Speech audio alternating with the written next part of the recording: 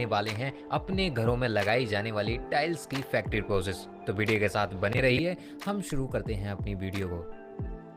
दोस्तों, टाइल्स बनाने के लिए सबसे पहले रॉ मटेरियल को फैक्ट्री में लाया जाता है। इनमें कई प्रकार की मिट्टी शामिल होती है, साथ ही सिलिका और कई खनिज भी। कभी कभी इन टाइल्स को बनाने के लिए संगमरमर और कांच की भी जरूरत पड़ती है। अब इन सभी को एक कन्वेयर बेल्ट की मदद से आगे भेजा जाता है, जहां पर इन सभी को एक बड़े से ग्राइंडर में डालकर पानी के साथ मिलाकर एक पेस्ट तैयार किया जाता है। जिसके बाद ये पेस्ट एक स्प्रे ड्रायर से गुजारा जाता है, जिससे मिट्टी का गीलापन 5 से 6% तक रह जाता है, ताकि मशीन के अंदर इस मिट्टी को टाइल्स की शेप लेने में आसानी हो। इसके बाद ये मिट्टी एक प्रेस मशीन के अंदर से गुजारी जाती है। इस प्रेस में ही टाइल्स के स्पेशल सांचे लगे होते हैं, जो इस मिट्टी को टाइल्स की शेप दे देते हैं।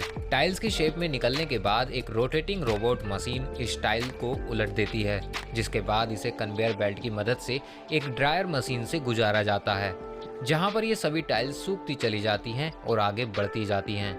अब बारी है इन टाइल्स पर कोटिंग करने की, जिसके लिए इन टाइल्स को ग्लेज लाइन पर भेजा जाता है, जहां इन टाइल्स पर एंगोब और ग्लेज की कोटिंग की जाती है।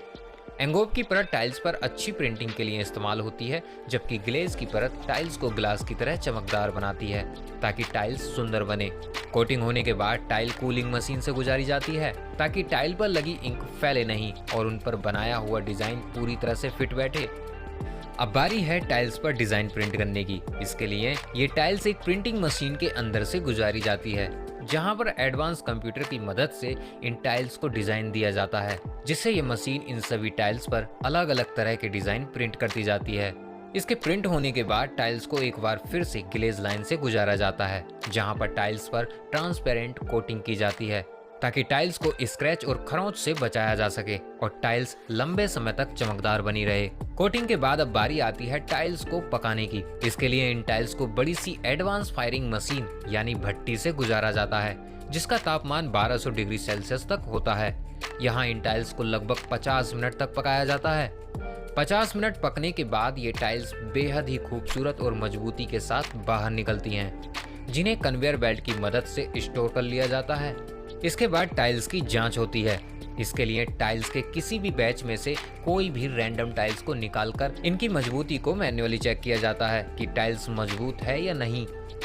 टाइल्स की टेस्टिंग के बाद इन सभी टाइल्स को कटिंग और पॉलिशिंग के लिए भेज दिया जाता है, जहां पर इन टाइल्स को जरूरत के हिसाब से काट लिया जाता है, जिसके बाद इनकी अच्छे से पॉलिशिंग कर दी जाती है। ये सारा काम मशीनों के जरिए होता है। इन सभी प्रोसेस से गुजरने के बाद इन सभी टाइल्स को एक कन्वेयर बेल्ट की मदद से आगे भेजा जाता है, जहां पर इनका सामना होता है ऑटोमेटिक शॉर्टिंग मशीन और वर्कर से, जो इन टाइल्स को मैन्युअली चेक करते हैं कि कहीं कोई कमी और डिजाइन में कोई गड़बड़ी या टाइल टूटी हुई तो नहीं है।